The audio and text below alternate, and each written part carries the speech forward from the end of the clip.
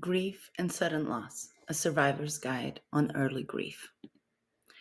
I am so sorry you're here, and I am so glad you found me. I'm Manoela Santos. I'm an artist, I'm a grief advocate.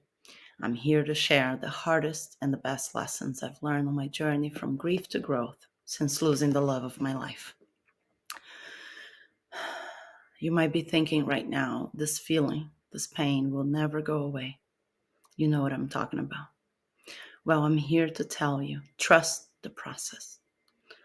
It's been 3 years for me, and I still have moments of ugly crying and profound joy from embracing my grief with an open heart and open arms and learning what equanimity really means. My focus here is to share some tools that I have learned since my sudden loss and during my healing journey. May they inspire you and help you as you apply them into your daily life, always from a place of love and self compassion. On the left side, you have a picture of me, Lucas, and Vivian. Luke died tragically in a car accident by himself. He was 37 years old. I was 35, and Vivian was 10 months old. With all my love, Manoela. Let's start. Equanimity. Equanimity means mental calmness, composure, and evenness of temper, especially in a difficult situation. She accepted both, the good and the bad, with equanimity. The picture on the right side, it's my backyard in Texas where we used to live. And this was the morning after he passed. I sat on a chair with my daughter in my arms, and I took this photo. And in that moment, I thought, wow, the sun rose, the birds were singing, everything continued, and yet I was like frozen in that moment.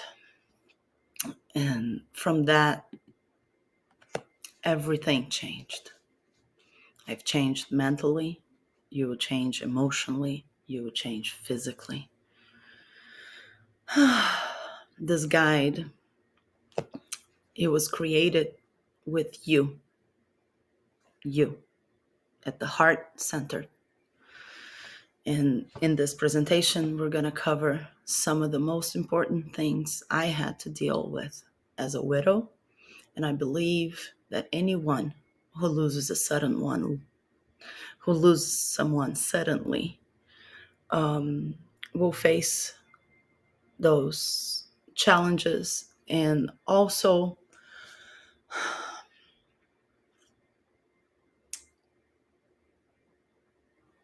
if you haven't lost someone and you're here watching this, perhaps you can help a loved one when they lose their person, regardless of who that person is.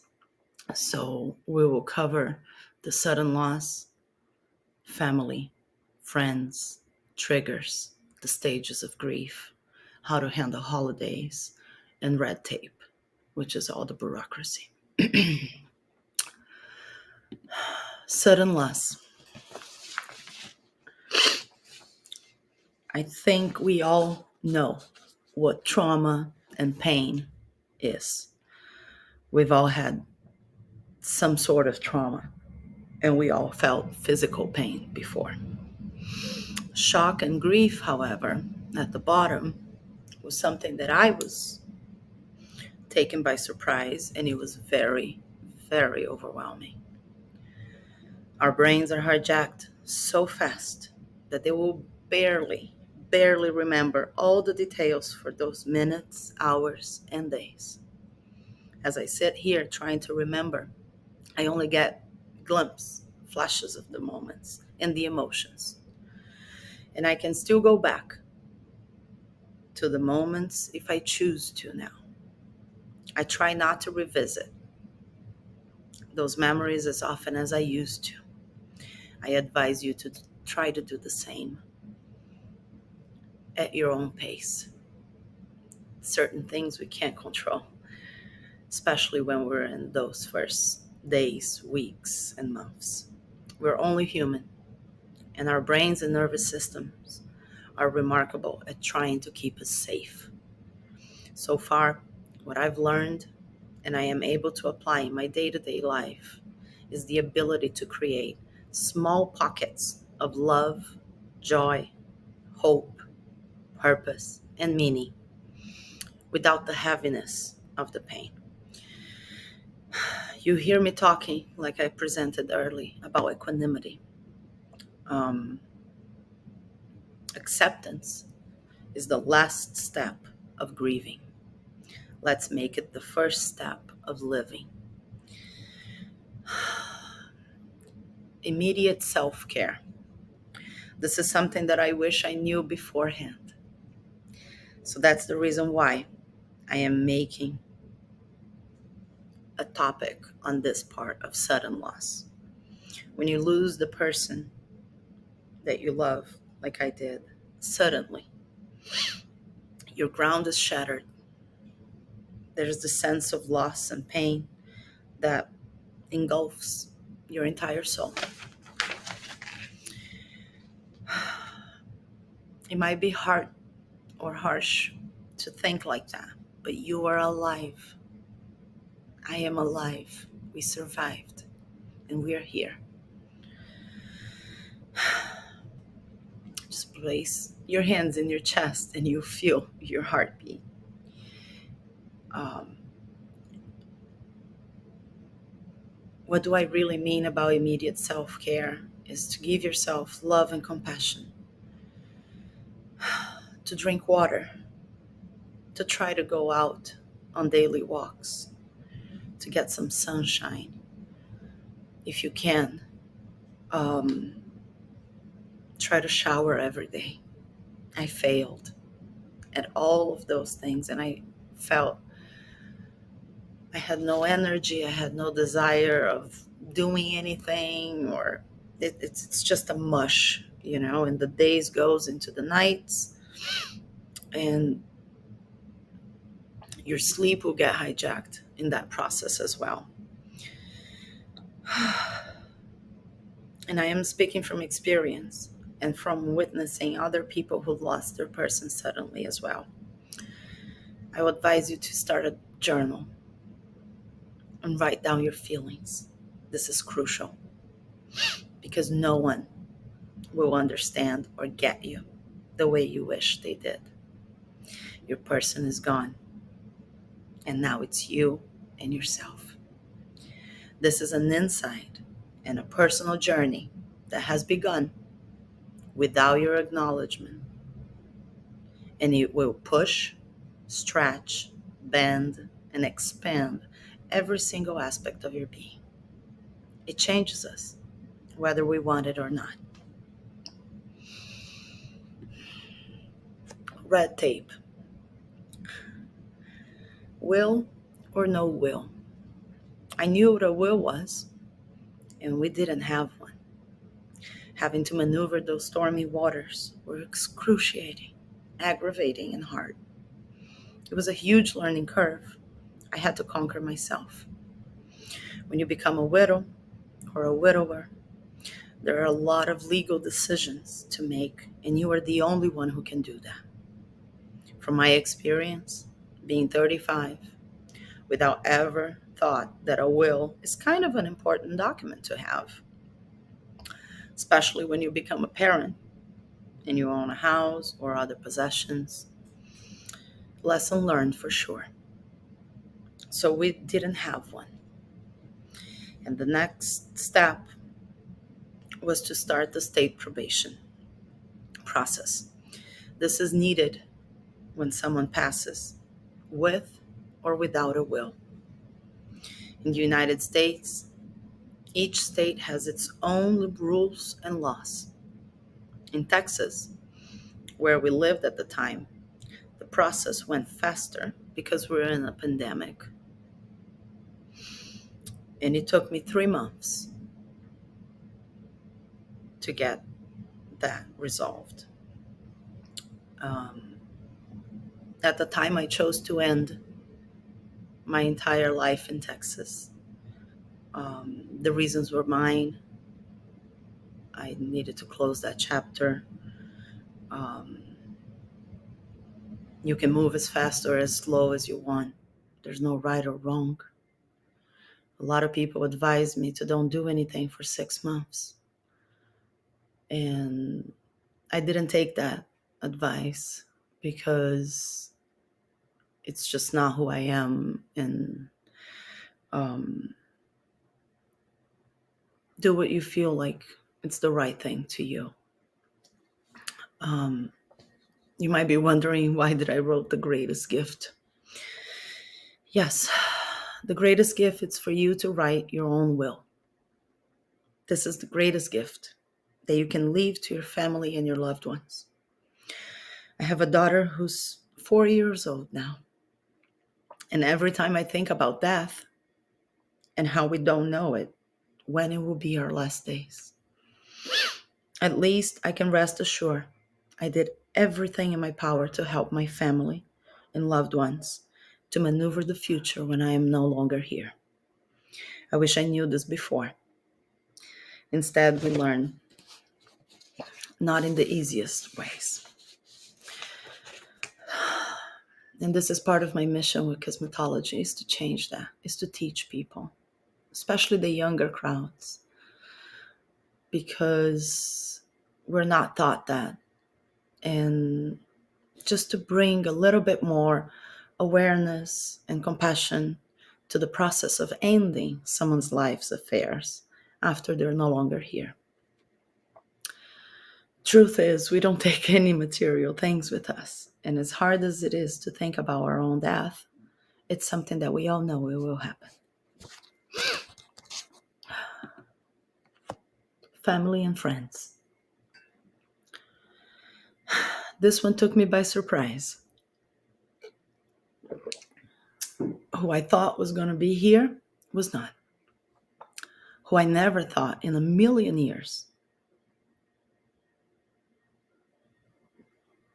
to be here, they were there, present, in silence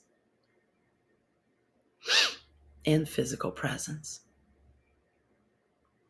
I believe that there's nothing more meaningful, kind, and beautiful than tending to a grieving friend or a loved one in total silence and presence. Holding space with an open heart. It's hard to witness the pain when it's so raw, so real. Not everyone has the emotional resilience and guts to witness that. Don't blame them. Let them go with love. And know that it's not your job to comfort them.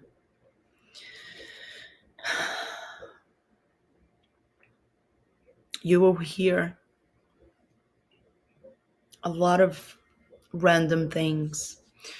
There's a video on the Kismetology website from Brené Brown. It's an animation that talks about the difference between sympathy and empathy. And in my 3 years journey, I kind of categorized everyone from family and friends as three kinds of people. Okay? There's the polite. They will send you a text message and think like, oh, I kind of did something great. The curious person is the second kind. They are like, they want to come into your house. They want to know the details. They have no boundaries. They will ask you, oh, how did it happen? And yeah, those people fascinate me now because it's like, you didn't even ask how I was. But anyway. And then the third and most important is the real friend. The one that will come up and say, hey, I'm here. I really don't know what to say, but I just want you to know that I love you. They take initiative. They bring you food. They say, hey, let me watch your daughter for an hour. Go take a shower. They clean. They do laundry. And in those first few years, a lot of your friends and family, they will oscillate in between those. Um, and this is when speaking your truth comes into play. What I mean by that is only do what you want. Don't feel pressured by anyone. Everyone's going to suggest you to go out, to do things, to do this, to do that, to try to get your head out of it. What they don't understand is you can't. Like, it's here. Like, it's with you. So um really only do what you want. um you were grieving, and again, there's no right or wrong in this. Okay. I made myself a side note in my notes because I realized that recently, I would say a year ago, was when I came out of my own, I don't know, bubble or something that like, and then I realized, I was like, oh my God, everyone around me is grieving too. Um, the only reason that I'm bringing this is because I had this bird's eye view on my grief. And the first picture or image that comes to my mind is like a ripple effect. Like his death was like a still lake and a drop, and then boom, boom. And then it's me, Vivian, family, immediate friends, and so forth, and so forth, and so forth. Um, so yeah, honor your heart. Do what you want. Don't feel pressured to make anyone happy, to try to mask it. I did that. I pushed myself a little bit. Um, and when I think back, I'm glad I did everything the way I did it, because it helped me get here right now to this point where I can talk about this without crying, without being, I mean, I still feel the emotions, but I'm not in that stage anymore. And just trust the process. we you're not alone, and we can do this. So the next slide, we're going to talk about holidays and anniversaries.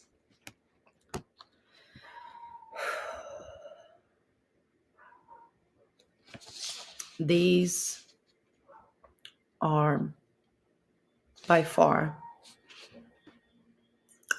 um, very hard. Okay, there's no way to sugarcoat it.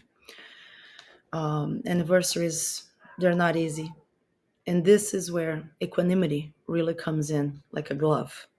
Yes, it's painful, very painful, to remember those lovely moments you had with your person.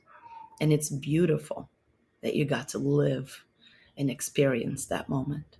Remember this: no one can take that away from you. No one. I remember my first birthday. It was February after Luke died. And I didn't have the guts or the courage to speak up and say, hey, I don't feel like really having a get together or a party. And at the time, I had a few friends in my house, and I was cooking, and they were painting, and everyone was laughing and having a good time. And I did have a good time, but it was almost like, are they all out of their minds? Like, I really don't feel like doing any of this, but yet I muscled through and I did it. And um yeah, on top of that, for me, um being a single mom now, I had a really, really hard time with family gatherings, Easters and Christmas and Mother's Days and Father's Days, all of it. Seeing happy families together in early grief, it's infuriating, to say the least. And that's the harsh truth. And it's okay to feel that way too. Your person is gone. Um, Everyone just seems completely out of their minds, continuing to live their lives, and have compassion for yourself in those moments. And remember, they have no clue what you were going through. So don't take it seriously. Don't take it personal. Don't take it to the heart. Honor your heart. Celebrate their lives, the lives of your loved one, the way you see fit. Filter everyone's suggestions, and remember, a lot of people will give you an opinion when they have not experienced what you're experiencing. Um, Here's just a few suggestions to you. You can visit their favorite spot. You can eat or cook their favorite meals. You can gather with friends and talk for hours about how amazing that human was for you all. You can make a donation in their honor to a nonprofit that they would have loved. You can sit in total solitude if it sounds peaceful. I did that on year 2, and it was so profound to me. I chose not to speak for the entire day. I only spoke to Vivian, but I didn't answer any phones and I didn't send any text messages. And I just sat with myself that entire day. It was lovely. You can do something nice for yourself too. Widows, we have a really hard time adjusting to that. We will discuss that further. Um, but yeah, treat yourself, honor your heart, honor your pain and your love. When we honor our loved one with a grateful mindset, the pain lifts its weight from our bones and soul for a little bit, giving us a break for a few moments. Those moments are real and important on your healing journey. The more we remember them, the better we feel.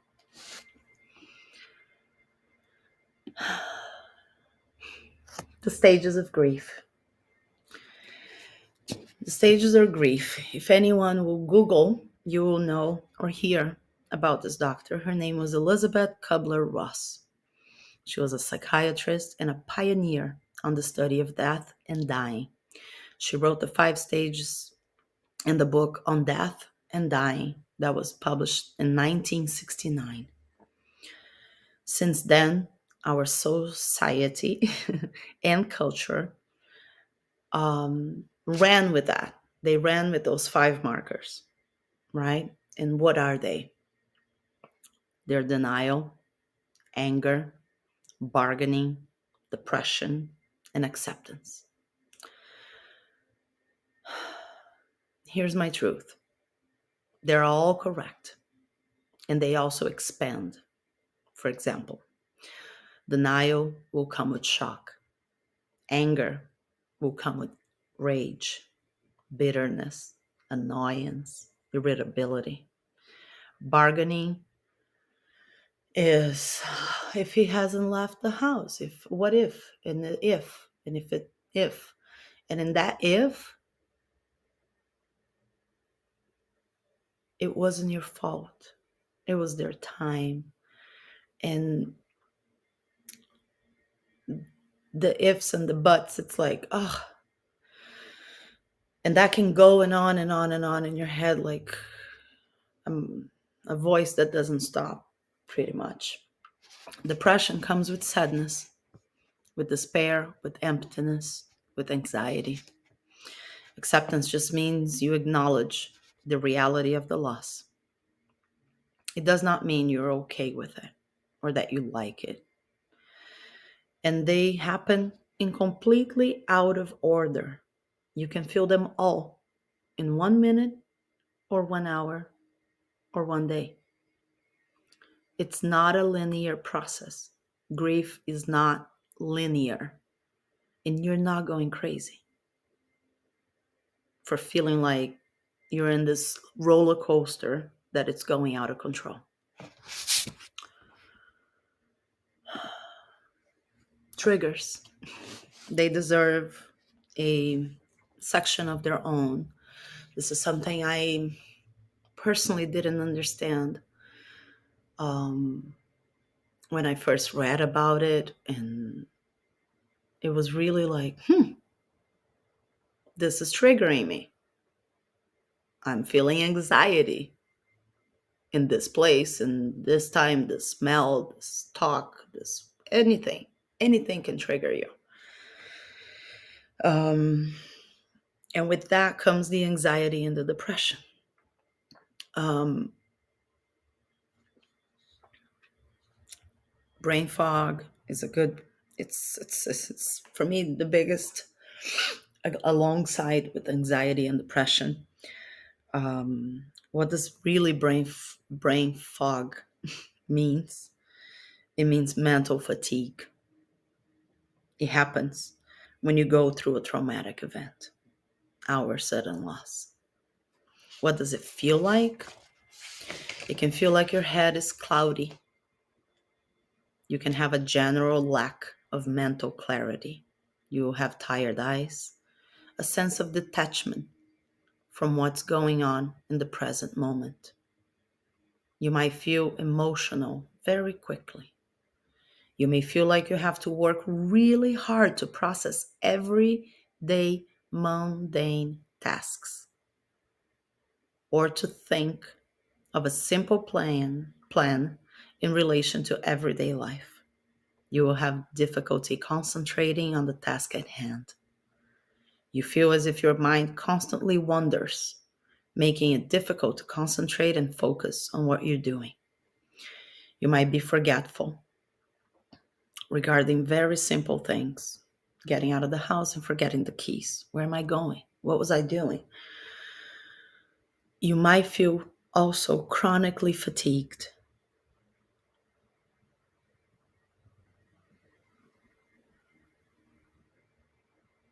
A lot of the time, even if you have had a reasonable night of sleep.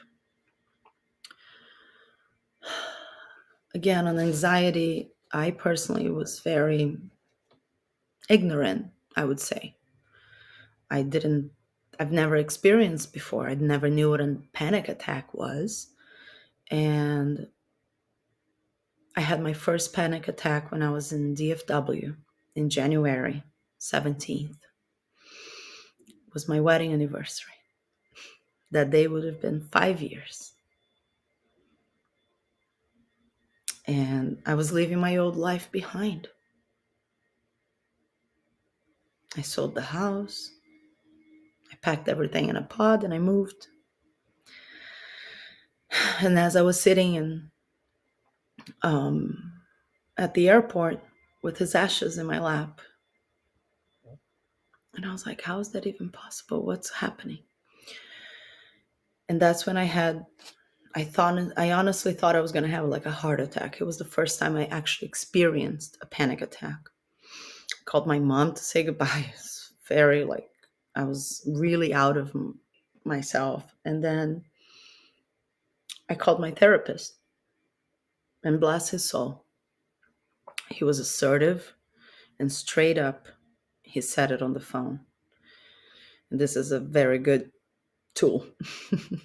Also, place your hands on your stomach, breathe in and out for 5 minutes and call me back. And he hung up the phone. And I did it for 5 minutes. I put on a timer and I did it in the middle of the panic attack, and it went away. And I was shocked, and I was very, very thankful. After that, I had many other triggers.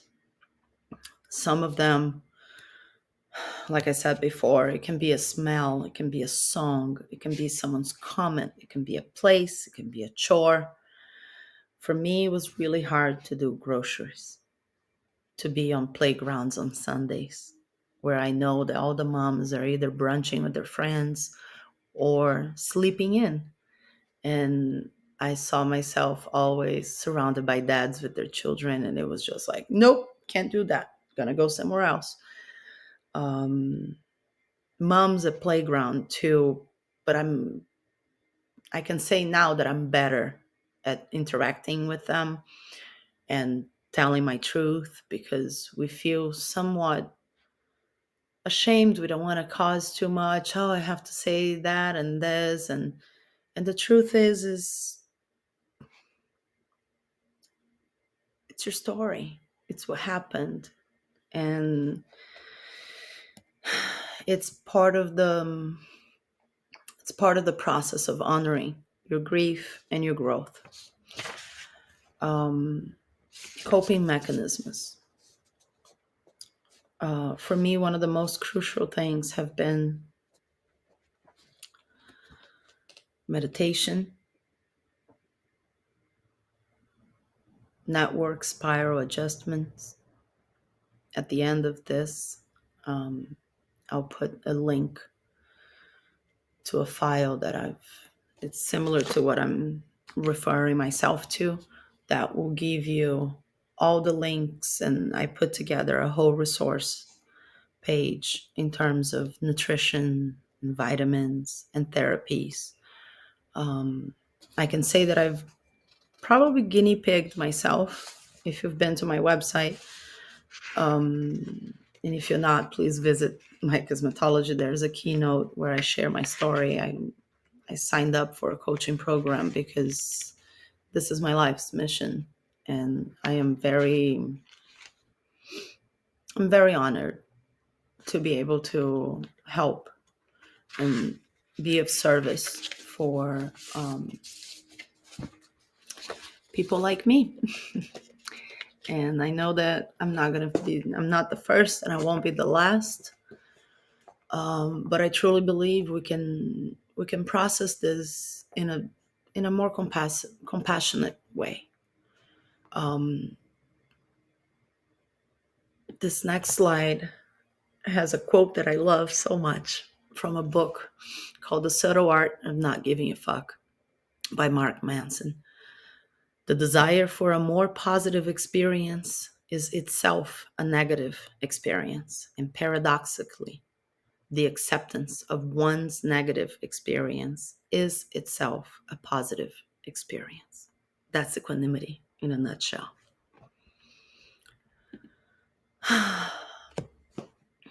Our forever was over. My deepest desire is that you feel supported as you go through this guide. May this guide help you maneuver those stormy waters ahead. I know, I see, and I feel your pain, and you're not alone. On the left, on the right side of the screen, that was the first piece of art that I've created after the loss. It was a little bit over a year. I did it in Boston, where I was living at the time. And on the left side now is a piece that I finished a few months ago, and it's my self-portrait. Um, this is tied to the whole mission of cosmetology and having art healing classes. I now live in Sarasota, Florida, and beginning of next year, I'm going to start conducting art healing classes where I will hold space for you to come in as you are, with a memory or an object or something, and you can create whatever you'd like. It can be a painting, it could be a collage, it could be a drawing. You can just sit and draw and write, but at least everyone in the room will be in the same. We will know, and I believe that if you're here watching this, listening to this, you know what I'm saying, because when you meet someone like us, instantly it happens really fast. It's like, oh, I got you. So for me, looking around my house and seeing how much I've created throughout the years, it was so natural that I was like, I'm an artist and I can do this, and this is how I process. And it has really, really helped me. It's my therapy. It's my free therapy. And I believe we all will benefit from opening our hearts and creating from our hearts and honoring all those parts. Thank you. And in here, it's an invite to join me. I'm starting to run Grief to Growth courses.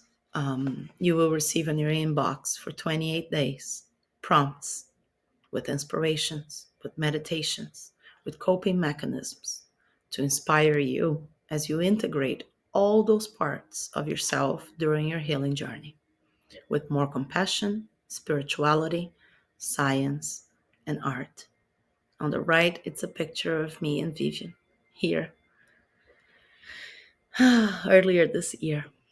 Our first class starts on December 31st of 2023. Um, I can't wait to meet you. Thank you for being here. Um, Below is my website, and you can find me on Instagram. This is my baby, my second baby. It's just me. So just send me a message.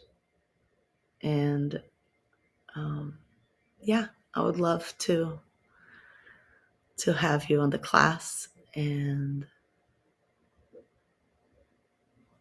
I really want to thank you for listening, for being here.